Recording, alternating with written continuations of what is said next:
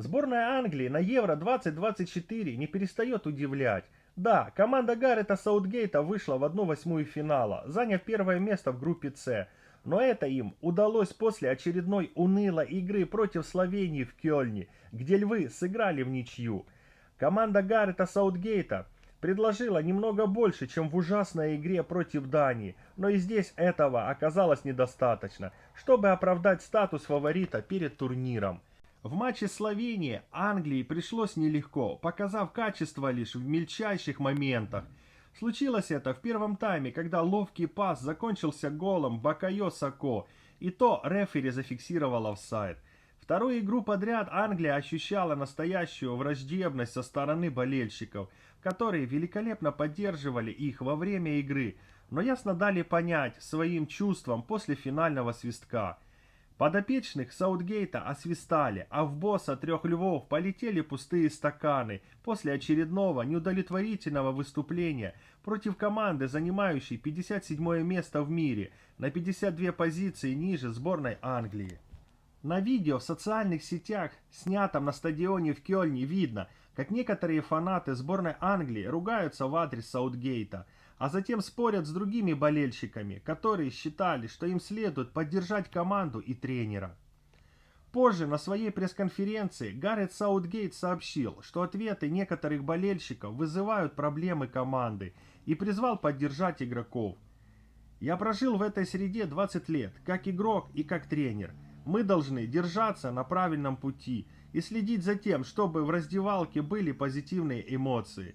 За последние 3 или 4 года мы снова сделали Англию сильной. Я думаю, что это было приятно для игроков, и мы должны быть очень-очень осторожными, чтобы и оставаться.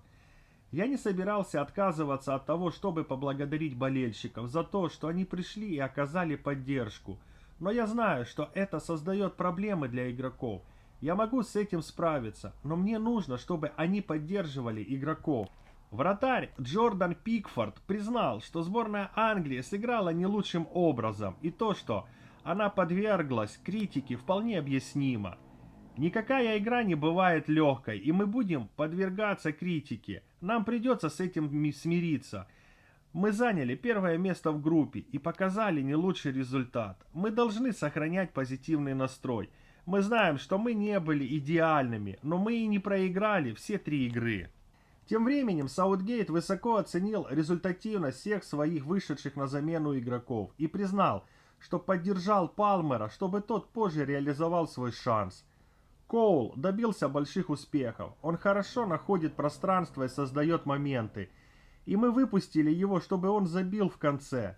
У меня молодая команда, и мы выпускаем их в сложной обстановке. Энтони Гордон, Коул, Палмер, Коби Майну. Мы должны опираться на них. Сегодня вечером они хорошо сыграли. Давайте немного внесем ясности. Сборная Англии, которая играла в финале на Евро 2020, демонстрировала большую сплоченность и ладила друг с другом на поле и за его пределами. Некоторые болельщики, возможно, переборщили, выражая свой гнев по поводу сборной Англии Гаррета Саутгейта в Кёльне. Но сегодняшняя первая полоса газеты The Sun подчеркивает апатию фанатов, которые в Германии увидели 2 мяча в 3 матчах. Однако скучная ничья со Словенией сделала свое дело. Англия прошла в 1/8 финала. Но не хочется показаться слишком пессимистичным. Но складывается ощущение, что это сборная Англии образца 2010 года на чемпионате мира в ЮАРе. Огромные ожидания перед турниром, стоп-группа игроков, но затем скучные групповые игры, но потом проиграли в 1/8 финала немцам. Болельщики платят много денег, чтобы путешествовать и смотреть игры, поэтому разочарование на стадионе вполне понятно. Все хотят, чтобы Англия преуспевала и играла в хороший футбол, но главный вопрос, когда мы это увидим?